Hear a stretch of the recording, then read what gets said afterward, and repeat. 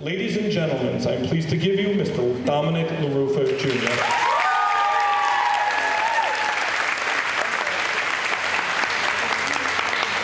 Good morning, everyone. This is not written down, but I can't believe my teacher, Ms. Vassallo, is the longest reigning teacher. Were you 15 when you started? She was also my sing advisor, so senior freshman. Thank you to the distinguished administrators and faculty of Kingsborough College for hosting me on your beautiful campus. Thank you to the entirety of the Leon M. Goldstein faculty. Thank you, Principal Scott Hughes and Senior Advisor, Mr. Schertzer. Mr. Schertzer was kind enough to host me for an afternoon last month, meeting the students, touring this former glorious school of mine. And I'd like to take a brief moment to especially acknowledge the passion and dedication I witnessed from Mr. Schertzer for his students, for the school, and most importantly, his desire for greater arts education. You, my friend, are the shining beacon on the hill people reference when they cite their reasons to become an educator and mentor. All teachers should share your deep fervency for shaping young minds. I can only hope that the members of this graduating class know how lucky they were to have had the advocate that they have had in you. Thank you to the Student Council for inviting me here to speak today, which I believe is entirely made up of women. Awesome.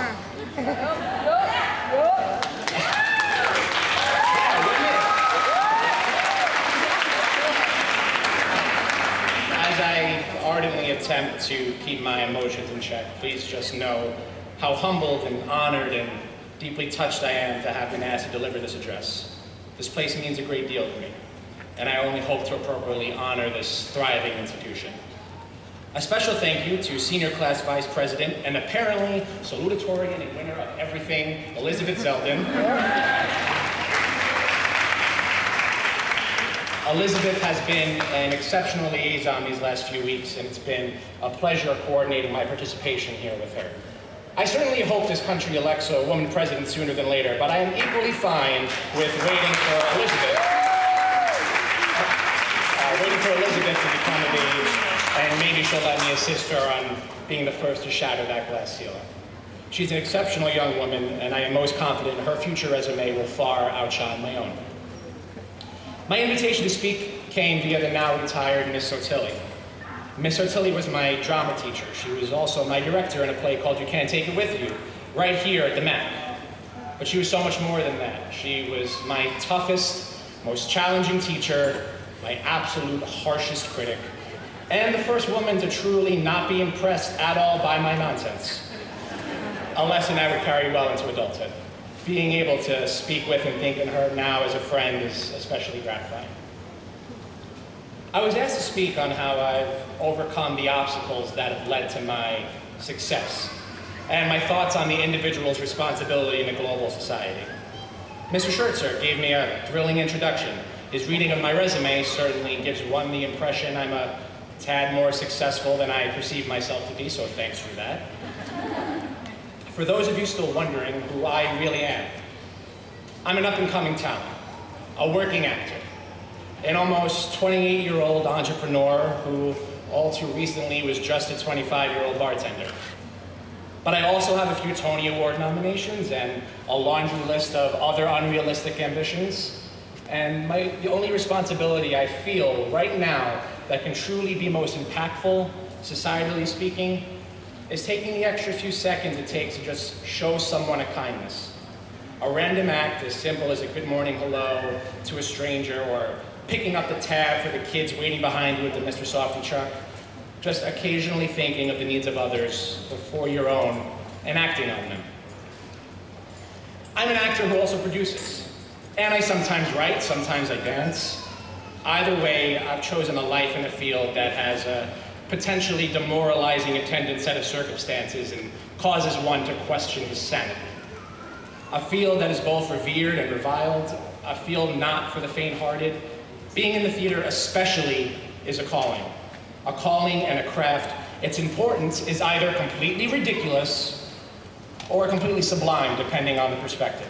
I have no greater passion in this life, but simply to tell stories through whatever medium I'm allowed to. I'll tell you all about an obstacle I face on a daily basis. one that I have no shortcut for overcoming, no matter how far I've gone or will go in life. It's the obstacle of how to always follow my heart. It's as easy and as difficult as it sounds. The obstacle may exist for you who, like me, are a multi-hyphenated human. I'm most currently a successful producer, but I'm an actor first, and that's my heart speaking. The society I've spent the last 3 years in calls me a producer, which is a gift, but I'm more and always have been more than that. And just because I'm more doesn't mean I'm not thankful for the parts I'm known as. Let's put it this way.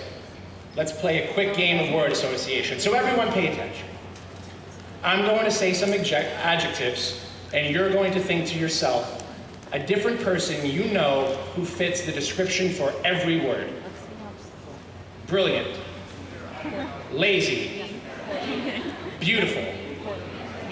Perky. Weak. Tiresome. Driven. I hope that was simple enough. Now consider this. Would you ever want people to associate just one word for you? Any given day, I could use all those words to describe me before lunchtime. Then after that, it's usually sleepy, gassy, pudgy. We're all multi-hyphenated people. Maybe you love baseball, but also deeply connect to 20th century poets and don't know what to choose in school coming up. Yet society is already going to force you to live by just one word. It's difficult, nearly impossible. But for the next 4 years, the main question will be, what school do you go to? Fordham, Pace, Cornell, Purchase, Columbia, all one-word descriptions. Then it'll be your job. Lawyer, accountant, janitor, waitress. But there's only one real word that could sum up a person so quickly. It's Dom, or Emily, or Elizabeth, or Mike, or Daniel. That's it. I guess I'm here to tell you that no matter what the society is telling you, you have to listen to yourself first. I spent my whole freshman year of college in a different major in a different city, just trying not to want to be an actor. Putting in a concerted effort to like something else, anything else, just enough to have an easier go of things. But after a few months of school in Boston, I had to come home. And not just because I miss Derek Jeter, and I really miss Derek Jeter. It was yeah, clap for Derek Jeter. It was the first time I had spent a significant amount of time not performing since my 7th grade musical at Bay Academy right across the marina. Any Bay Academy alums in the house? Yeah, 833 for life. Sorry, inside joke. 812, all right.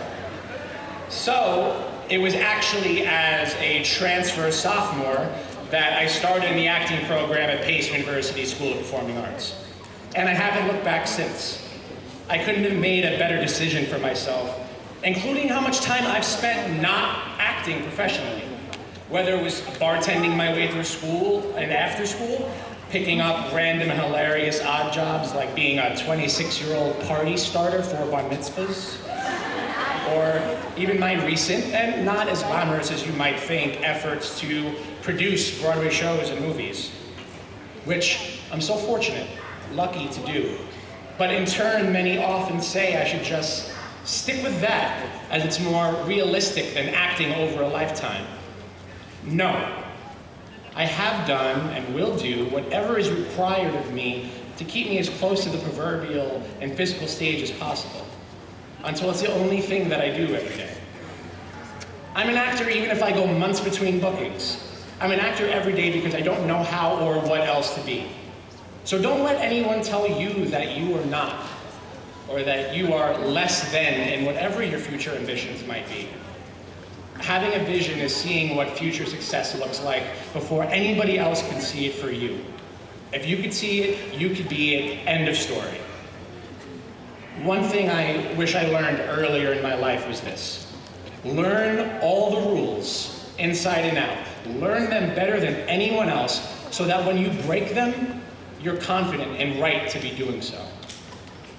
If I may expand on one of my favorite quotes by the lauded American philosopher Ashton Kutcher,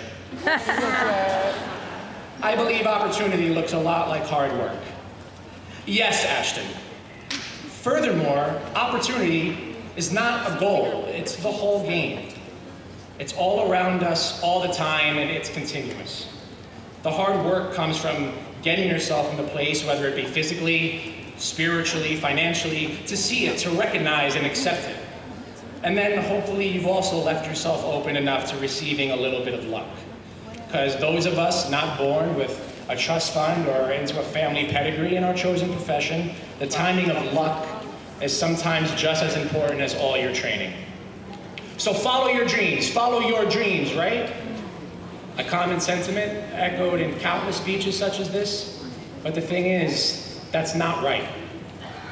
You can't just follow your dreams, you have to star in them. Follow your instincts, because your dreams are often all around you. Sure.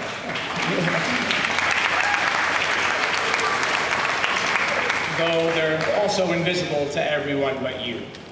They're quiet ideas, aimlessly adrift, waiting to be steered to shore.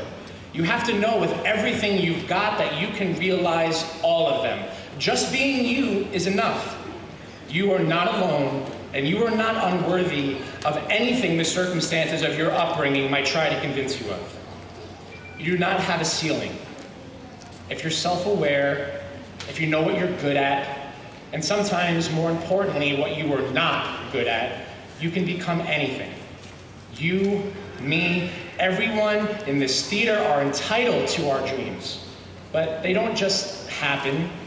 They don't materialize because you thought them. They have to be earned. Dreams take courage. And once you've done it, once you've accomplished your dream, spoiler alert, that's where the real work begins. Because now you have to keep earning the privilege that it is to have them and do so every day. Life is not about glorying in the conquered outcomes of your past. It's about your preparedness to adapt and overcome the obstacles you've yet to see. You know, when I was initially asked to do this, I hesitated. Not just because I felt I hadn't earned this type of privilege, but because, well, it's been 10 years since hanging out with teenagers was a thing for me. I wasn't sure I could communicate to the uniqueness of your Snapchatting generation. I mean, your whole generation your whole education has been as many years as Grey's Anatomy had seasons. Your schooling began a year after Friends' final season. What am I going to say to you? You'll never know the satisfaction of closing a flip phone after an angry conversation. But you're the generation tasked with convincing all previous generations that climate change is real. We're living in a time where even my supposed open-minded generation is so intransigently entrenched in their respective camps that it will likely be your responsibility to stem the tide of hypocrisy, occupying the same space on both sides that used to be reserved for healthy and respectful debate. So I implore you, on this next most important phase of your lives, to engage with those who disagree. Dare to have an opinion that's informed and not just affirmed for never venturing outside your circle of comfort. But all of us here already have a little bit of that aforementioned luck because we grew up in Brooklyn. And it should be obvious, I'm not talking about the interloping hipsters downtown that habitually confuse irony and cynicism for talent and wisdom. You're real Brooklyn. The Brooklyn that never starts a fight but never runs from one either. The Brooklyn that actually knows their neighbors' names. The ones who as kids stayed out till the streetlights came on and whose parents know are worldly enough to take the B-49 by yourselves in the 6th grade. Brooklyn teaches you to be sure of yourself at a young age. Because if it's not your peers teasing you or your nosy Aunt Fran, it's the guy who runs the corner store or bodega in your neighborhood questioning your legitimacy. The best preparation for life in the real world is growing up in Brooklyn. So my agent the other day says, Dom, you're such a smiley guy. Stop being so smiley and you'd work more. What? So because of my big nose, darker skin, and being birthed in a Bensonhurst zip code, I'm supposed to resign myself to only playing a gangster or a cop? No. I train for more, and I'm inherently capable of more. And besides, I like smiling. I'm nice, damn it.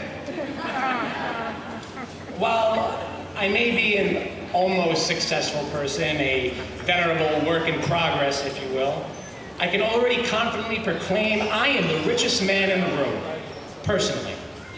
I have a wonderful family, namely my dad, who believed in me far longer than I have in myself. I've had unforgettable mentors and coaches. Now an inspiring woman I share my life with every day. And an indisputably special and deeply talented bench of high-character, hard-working friends that unwaveringly support me. So take it from me, a guy who spent a lot of time plastering a cheek-to-cheek smile, masking an ear-to-ear depression. Don't let the wailing cries of other people's judgment and insecurities deafen the music of your thundering spirit. Surround yourself with people that are not necessarily completely like-minded, but who love you without condition, who respect you, who make you laugh, and most importantly, challenge you to be the best possible version of yourself. I promise it's the only accounting of riches that actually matters.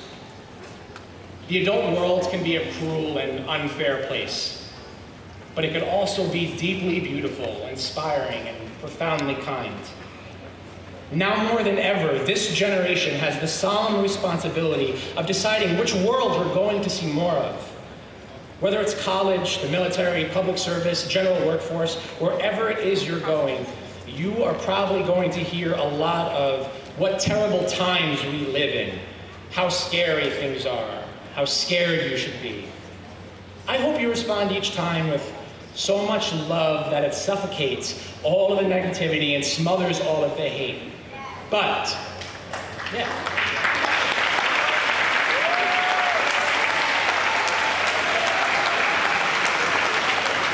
But if that doesn't work, and you should really try that first, but if that doesn't work, just remember to stand your ground and let them know you're from Brooklyn, and we're not afraid of nothing.